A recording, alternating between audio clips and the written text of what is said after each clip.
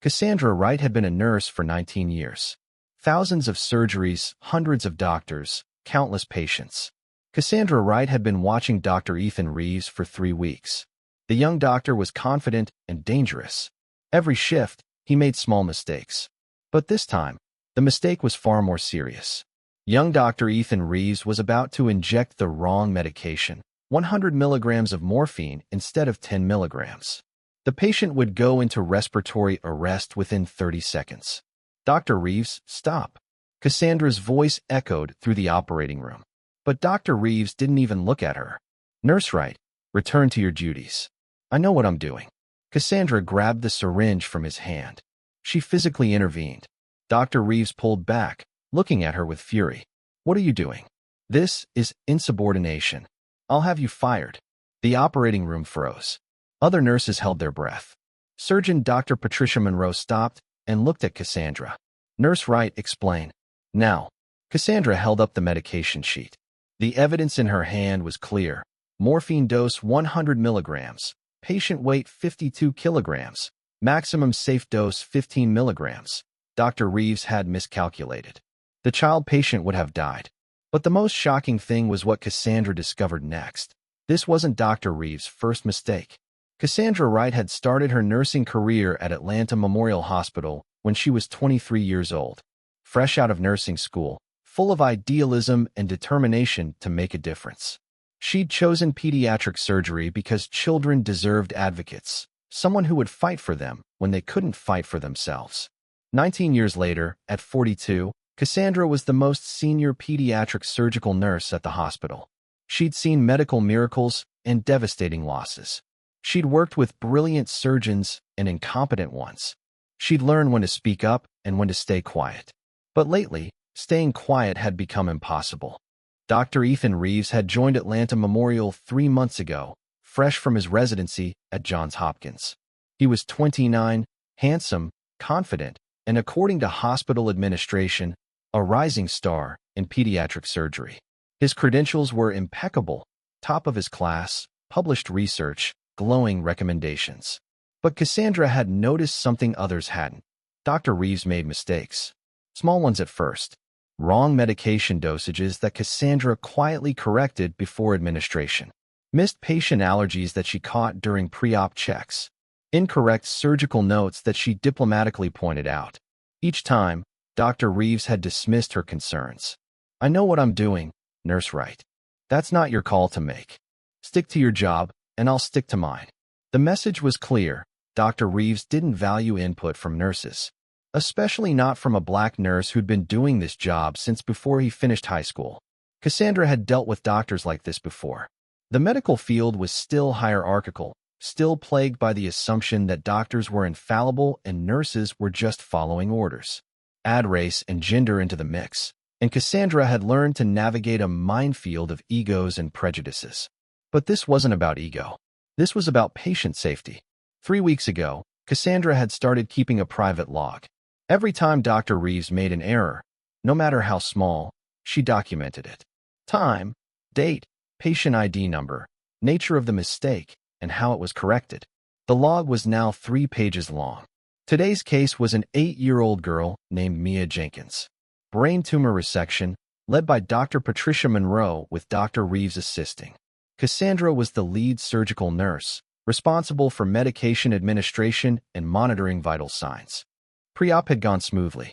Mia was a sweet kid, scared but brave. She'd clutched a stuffed elephant and asked Cassandra if she could bring it into surgery. Cassandra had said yes, tucking the elephant safely aside where Mia could see it when she woke up. The surgery itself was progressing well. Dr. Monroe was one of the best pediatric neurosurgeons in the Southeast, precise, calm, experienced. Dr. Reeves was assisting, following her lead. But then came post-tumor removal pain management. Standard protocol called for careful morphine administration based on the child's weight and pain levels. Dr. Reeves had written the order, morphine sulfate 100 milligrams for. Cassandra had stared at the order sheet, her blood running cold. She'd double-checked the patient weight, 52 kilograms. She'd calculated the maximum safe dose, approximately 15 milligrams for a child Mia's size. 100 milligrams would kill her. Cassandra had immediately approached Dr. Reeves, who was preparing the syringe. Dr. Reeves, I need you to verify this dosage. He hadn't looked up. It's correct. Sir, the patient weighs 52 kilograms. This dose is. I said it's correct, Nurse Wright. Please step back. Cassandra's heart had begun racing. She'd glanced at Dr. Monroe, but the surgeon was focused on closing the surgical site, trusting her team to handle post-op medications. Dr. Reeves, I'm asking you to double-check the calculation. This dose could cause respiratory. Nurse Wright. Dr. Reeves had finally looked at her, his expression cold. I graduated top of my class from Johns Hopkins. I think I can calculate a morphine dose without help from a nurse. Now step aside. He'd moved toward Mia's foreline. That's when Cassandra had made her decision. She'd physically grabbed the syringe from his hand. The operating room had exploded into chaos. What the hell are you doing? Dr. Reeves had shouted, loud enough that Dr. Monroe had looked up sharply. I'm preventing you from killing this child, Cassandra had said, her voice shaking but firm. Dr. Monroe had straightened immediately. Explain. Now. Cassandra had held up the medication order sheet. Morphine sulfate 100 milligrams for a 52-kilogram patient. Maximum safe pediatric dose is 0.2 milligrams per kilogram. That's 10.4 milligrams maximum. Dr. Reeves ordered 100 milligrams, nearly 10 times the safe dose. The room had gone silent. Dr. Monroe had walked over, taken the sheet, and studied it. Her face had paled. Jesus Christ. Dr. Reeves had sputtered. I must have the decimal point. You nearly killed my patient, Dr. Monroe had said quietly, her voice like ice. Get out of my OR. Now. Dr. Monroe, out. Before I call security. Dr. Reeves had left, his face red with humiliation and rage. After he'd gone, Dr. Monroe had turned to Cassandra. Correct dosage? 10 milligrams, slowly administered, with continuous monitoring. Proceed. Cassandra's hands had been shaking, but she'd administered the correct dose. Mia's vitals had remained stable. The surgery had concluded without further incident. But as Cassandra had filled out the post-op paperwork, Dr. Monroe had approached her privately. How long has he been making mistakes? Cassandra had hesitated. Reporting a doctor, especially a white male doctor as a black female nurse, was dangerous territory. But she'd pulled out her log.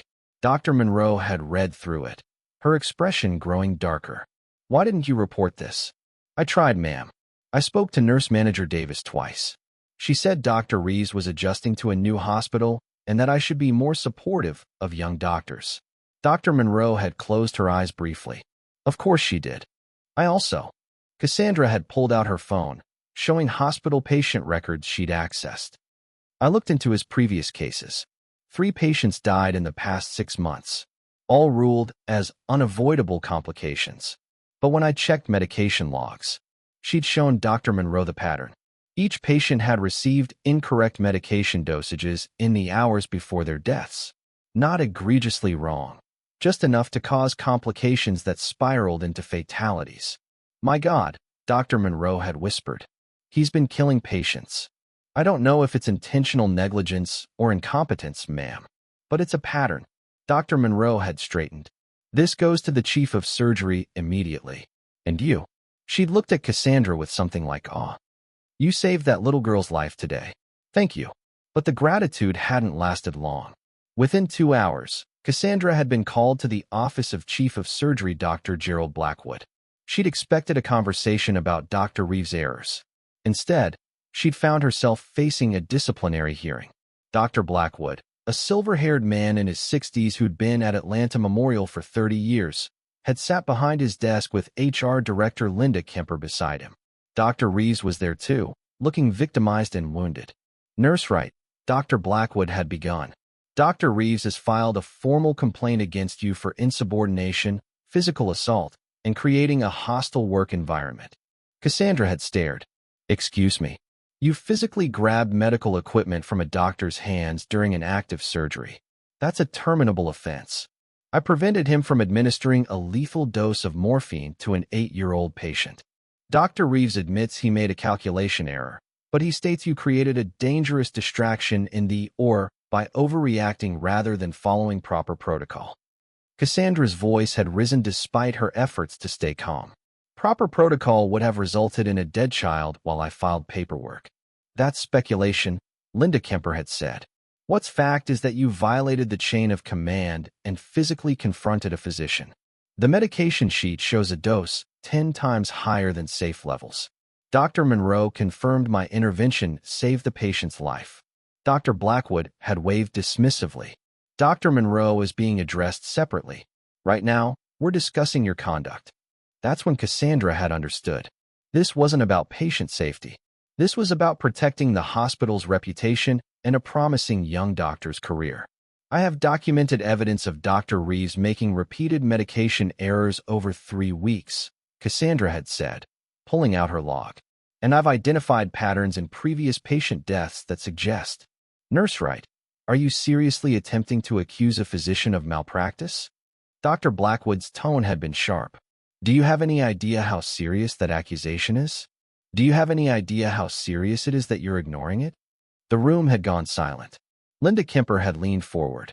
Nurse Wright, I'm going to strongly suggest you accept a 1-week unpaid suspension and mandatory retraining on or protocols. Consider it a warning. And Dr. Reeves? Dr. Reeves will receive counseling on double-checking medication calculations. But his record remains clean. Cassandra had felt rage boil up inside her. You're punishing me for saving a child's life and protecting a doctor who nearly killed her. We're addressing a chain of command violation, Dr. Blackwood had said firmly. Now, you have 2 choices. Accept the suspension, or this becomes a termination hearing. Cassandra had looked at Dr. Reeves, who'd sat there with a slight smirk on his face. He thought he'd won. I need time to think, Cassandra had said. You have until tomorrow morning. Dismissed. That evening, Cassandra had sat in her small house in East Atlanta, staring at her nursing license on the wall. 19 years of dedication, and it had come to this. Her daughter Alana, 15 years old now, had come into the kitchen. Mom, you okay? Cassandra had forced a smile. Just a rough day at work, baby. The kind of rough where you need ice cream? Despite everything, Cassandra had laughed. Yeah, that kind.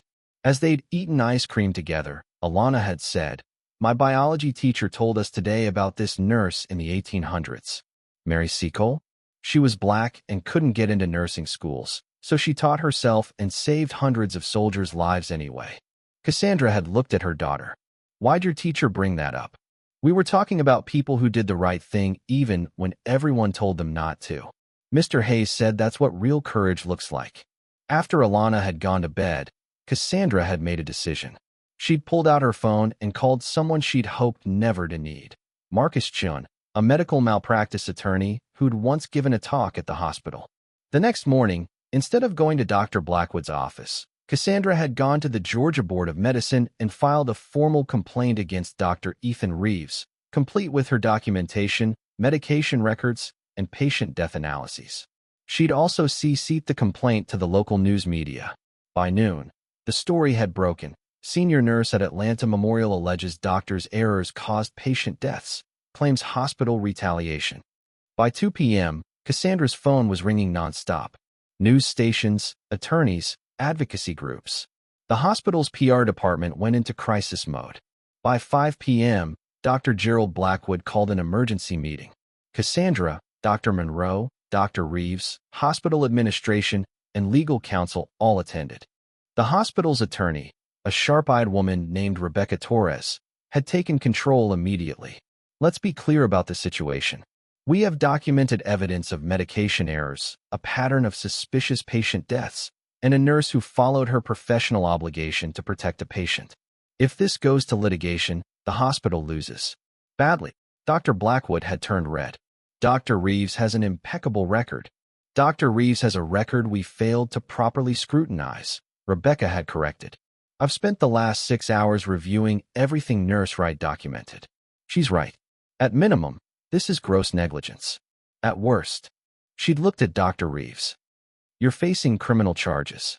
Dr. Reeves had gone pale. I made mistakes. Calculation errors. That's not criminal. 3 patients died. That's manslaughter if we can prove the errors caused their deaths. And Nurse Wright's analysis suggests we can. The meeting had lasted 3 hours. In the end, several decisions were made. Dr. Reeves' medical license would be suspended pending a full investigation. He'd agreed to resign immediately to avoid criminal charges, on the condition he never practiced medicine again. Cassandra's suspension was rescinded. She'd receive back pay, a formal apology, and Atlanta Memorial would implement new protocols for reporting physician errors. But most importantly, Dr. Monroe had insisted on one more thing. Cassandra would be promoted to nurse manager of the surgical floor, with authority to override any doctor's orders when patient safety was at risk. 6 months later, Cassandra stood in front of a room full of nursing students at Emory University. She'd been invited to speak about patient advocacy and medical ethics.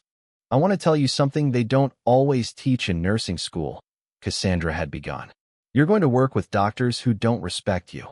Some won't listen to you because you're a nurse. Some won't listen because you're a woman.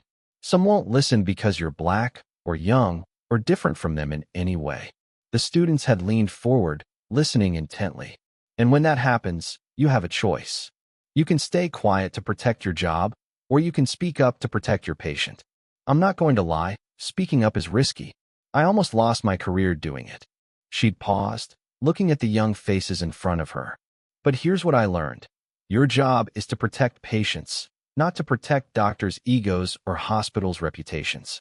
When you see something wrong, you speak up, even if your hands are shaking, even if you're scared, because someone's life depends on you being brave for 30 seconds. A young black woman in the front row had raised her hand. What if they don't listen? What if they punish you anyway?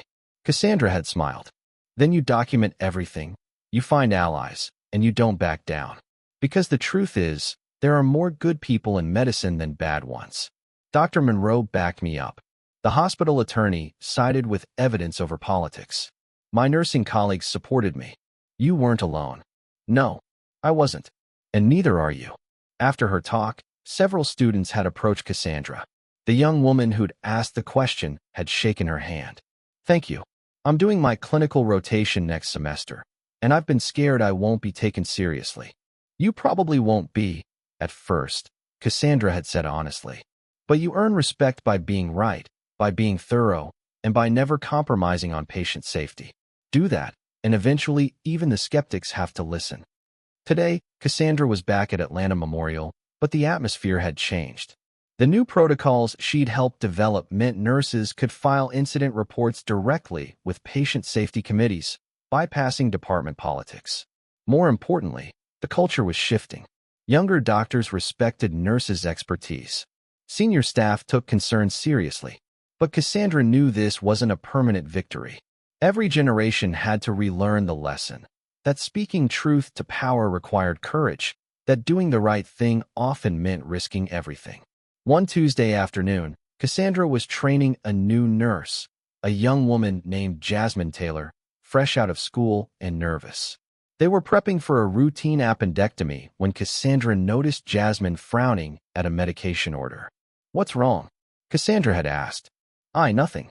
I'm sure it's fine." "Jasmine, what's wrong?" The young nurse had pointed to the dosage. "This seems high for the patient's weight. But Dr. Kim wrote it, and he's the attending, so..." Cassandra had checked the order. Jasmine was right. The dose was borderline too high. "Good catch. What do you do now?" I don't know. He's going to think I'm questioning him." Cassandra had smiled. "You are questioning him. That's your job. Come on, we'll do it together." They'd approached Dr. Kim, a good surgeon in his 40s who generally respected his nursing staff. "Dr. Kim, can you verify this dose for me?" Jasmine noticed it's slightly elevated for the patient's weight. Dr. Kim had checked his notes, then recalculated. "Oh, damn. I transposed numbers." "Good catch, Nurse Taylor." He'd corrected the order immediately. As they'd walked away, Jasmine had looked at Cassandra with awe. That was it. He just fixed it. That's how it should work. Doctors are human. They make mistakes. Good ones appreciate the safety net. What about the bad ones? Cassandra had thought of Dr. Reeves, wherever he was now. The bad ones don't last. Not anymore.